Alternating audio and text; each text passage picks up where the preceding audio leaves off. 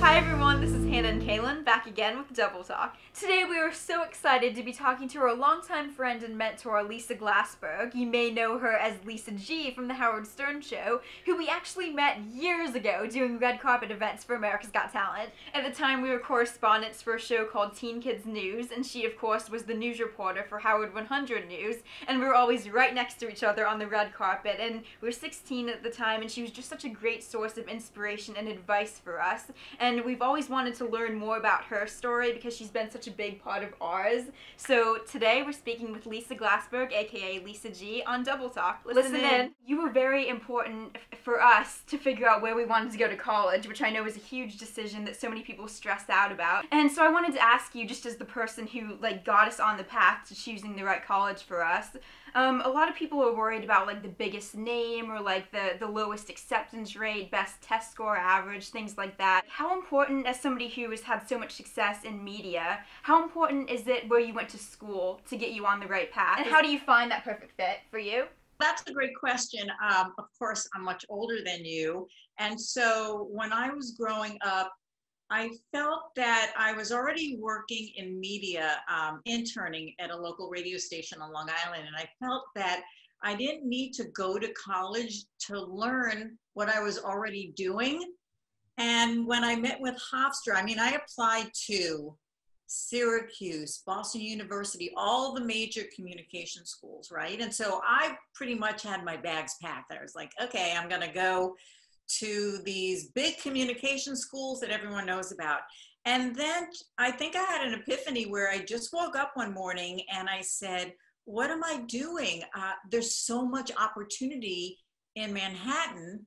Why do I need to go 1,000 miles away to try and get an opportunity where it's right in my backyard? You're from Long Island. I'm from Long Island, and I was interning at a radio station on Long Island and also in Manhattan, between the two.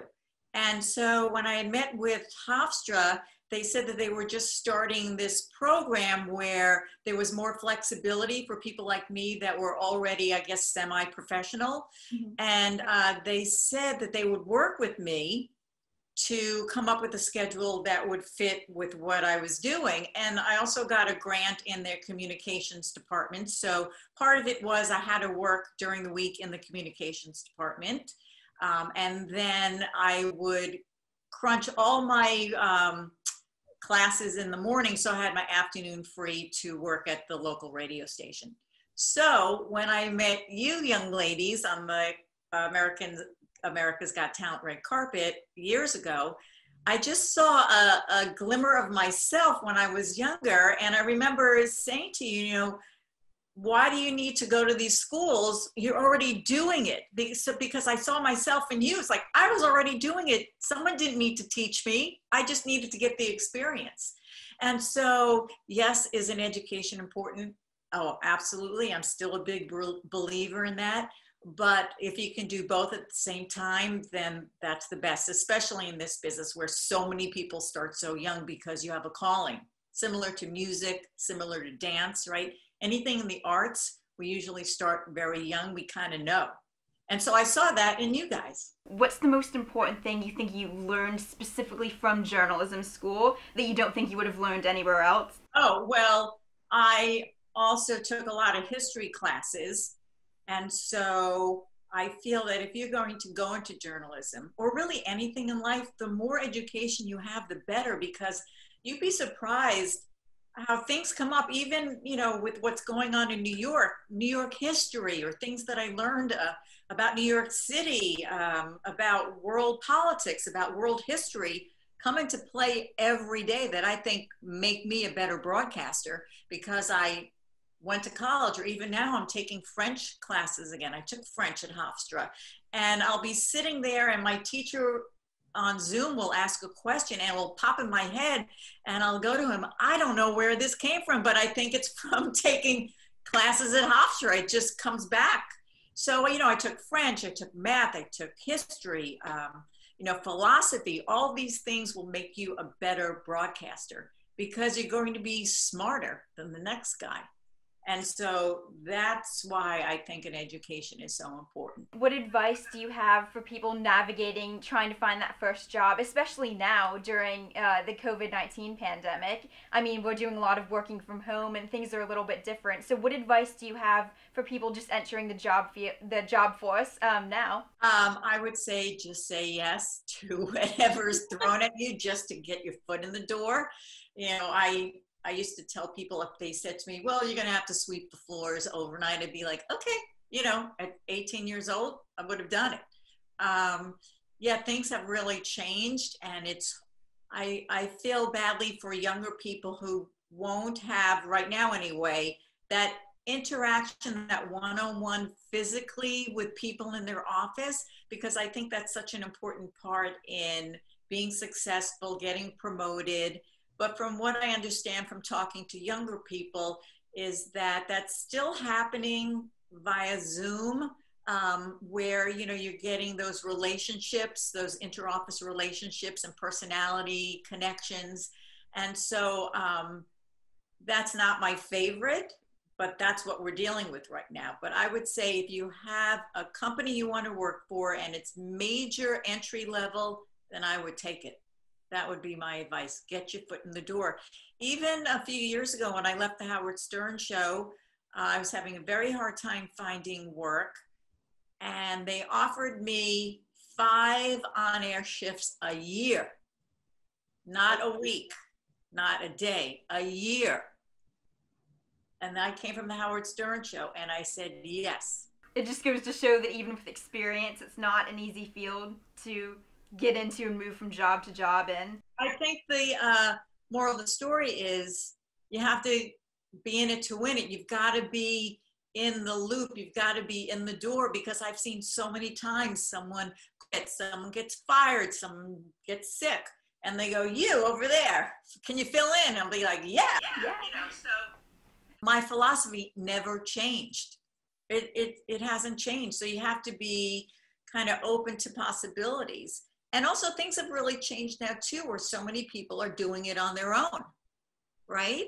Yeah. So if your double talk becomes hugely successful, you're not going to need that 9-to-5 job. You know, they may be coming to you and saying, you know, what can we do for you? Like, things have really changed because of social media, because of YouTube, right? So the rules are different now.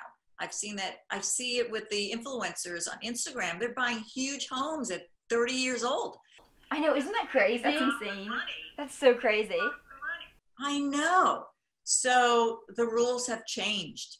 So it's not necessarily about working for the big corporation anymore, and it's about maybe doing it on your own. So every story is different, but it's still the same philosophy, where if you believe in yourself, even if it's doing your own thing on the internet, you'll be successful. It's about those core values. You mentioned when you started at the Howard Stern show, that's where we met you. We met you on the red carpet AGT. We were doing Teen Kids News, and you were right next to us doing Howard 100 News. What was a typical day there like for you? Because I always wondered, I mean, that just seems like such a crazy place to work and such a crash course. Early mornings to start, right? Oh yeah, like, so by the time I saw you ladies, I had already been up at 4 o'clock in the morning. Right. So I think I got to work at 5:15 a.m. and then I would leave around 3 p.m., go home, like throw water on my face.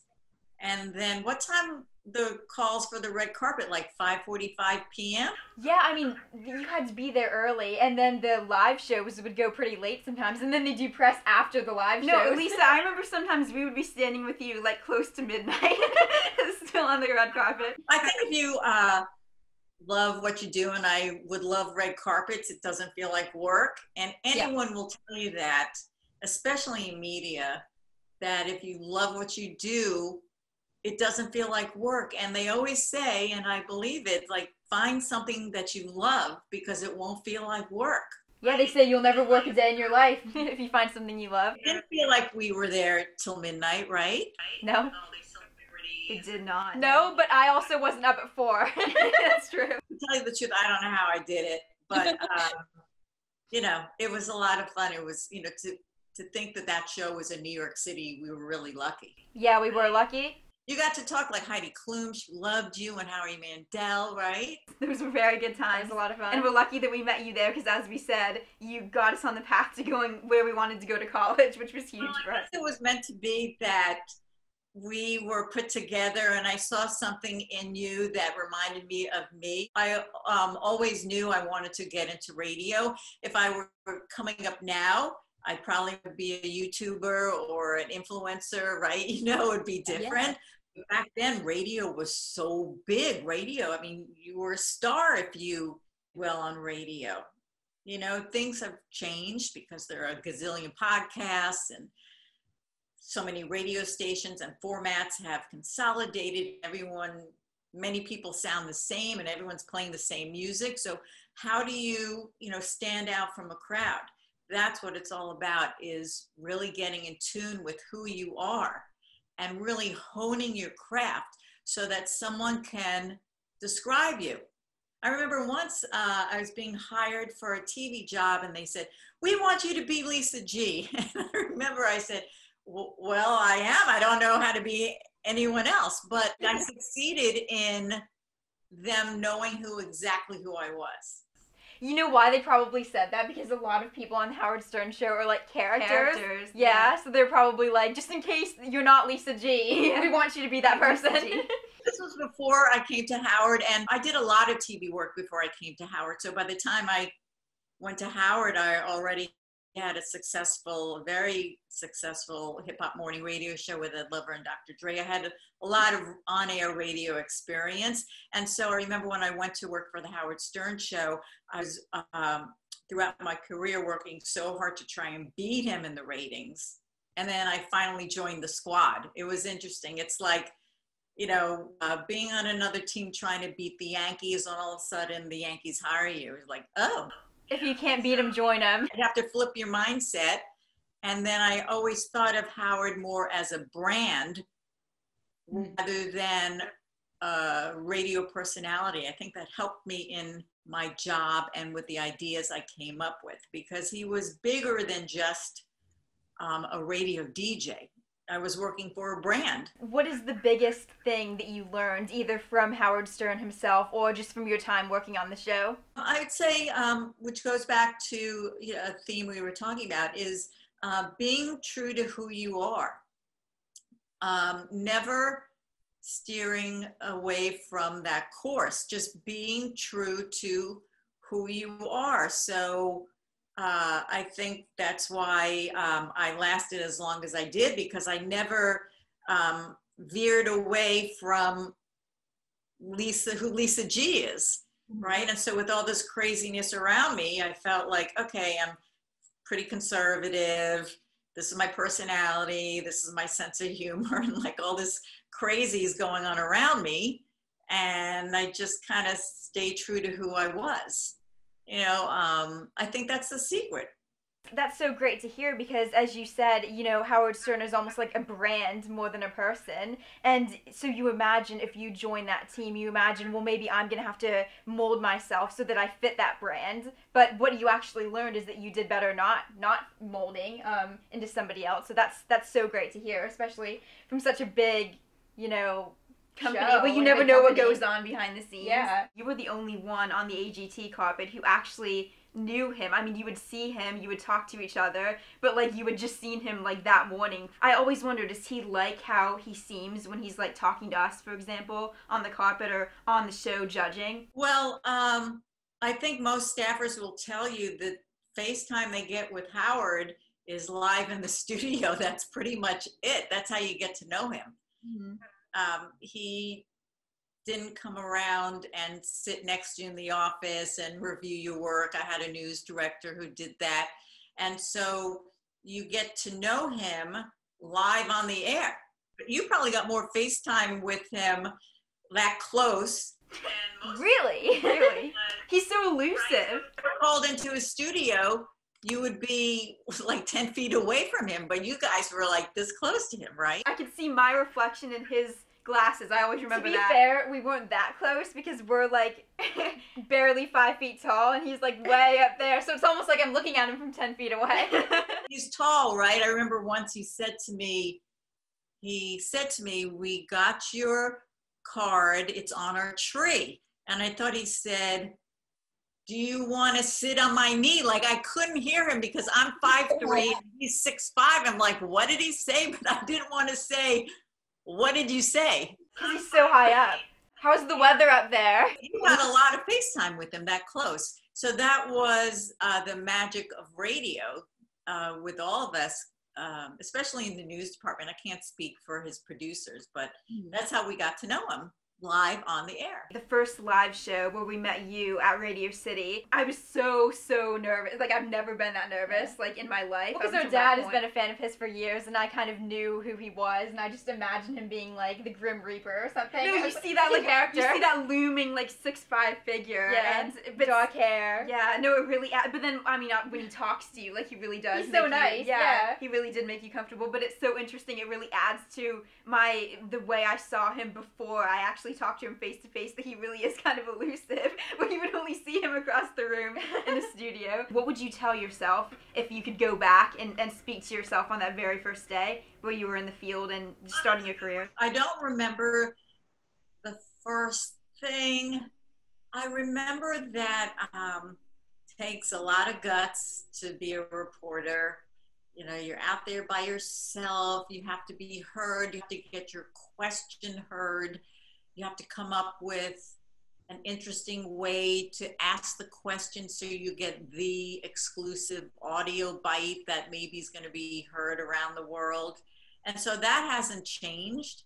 Like even today when I watch the Mayor de Blasio news conferences or the Governor Cuomo press briefings, I'm listening to how the reporters are asking the question and the answers that come up. And so it's fascinating to me. You have to, sometimes to me it all sounds like blah, blah, blah, blah, blah, but like everyone's sounding the same. But every now and then you'll get a reporter who asks a really good question. And usually it's the one that humanizes the personality, the politician, where you're going to get a better answer than the next person. The Howard Stern fans are so passionate about the show and they're very vocal about their opinions. Do you feel that there's a misconception about you, just from your time on the show? Because as you said before, like it's almost like they really are characters, like everybody's a character as opposed to just a person who thinks this and thinks that. So I always wondered if you feel like there's something that they get wrong about who Lisa G is. Oh, that's a question. You know, sometimes you just don't know how you're perceived. You're going to get like love email, right? And so you just have to be true to who you are. And that would be my best advice. So I can't really answer that because I know that I did the best job I could and I worked so hard in just like promoting the show. That was our job. So that's a hard question to ask because I just know that I was being myself and I so appreciated the really good fans. They're, you know, the ones that really appreciated how hard you were working. How do you define success in the world of media? Because for a lot of people, it's like they have this one goal. Like we went to college with people who like want to be a game show host and that's like their ultimate goal. How do you define that moment of success for you where you feel like everything's sort of fallen into place? Let's see. I think that I always, and I remember when I worked with you girls, I said, you know, be a palm tree, just kind of be loosey-goosey and kind of blow with the wind, right? So you don't break. And so I remember thinking that I need to be as flexible as I can and not just do radio, but also fine tune my writing, get into TV, learn how to read from a teleprompter. And I think the first time I felt true success was when I co-hosted with Ed Lover and Dr. Dre. We were very successful. And it's so hard to put that into words because you could just feel the excitement around our show. And so that was very important to me. And I felt like, wow, this feels really great. I knew we were doing something very special, speaking to the younger people of New York City, and with hip hop. And I'll never forget those days. Really, it was fascinating. It was fun. And I knew it was groundbreaking. So I'm very proud of that. Yeah. And is there something that you haven't achieved yet that you'd still like to? Oh, wow. Let's see. I feel very happy with the career that I've had. And I mean, you know what I mean? When I look back, have. Yeah. And it's more about, as I get older, about the legacy that I'll leave behind. And it makes me feel good that if someone says, you know, Hot 97, when she also worked on the Howard Stern show, I've written a book, I've written articles, I've mentored people. And so it gets to a point in your career about giving back and helping younger people come up and be successful. And so moving forward, I would hope I can continue to do that. Like, I'll never stop writing. I'll never stop talking to people. You know, I'll never stop playing music. And so I just want to continue what I've been doing. And we'll see how far it takes me. Yeah, so it's going to be interesting to see what the future holds.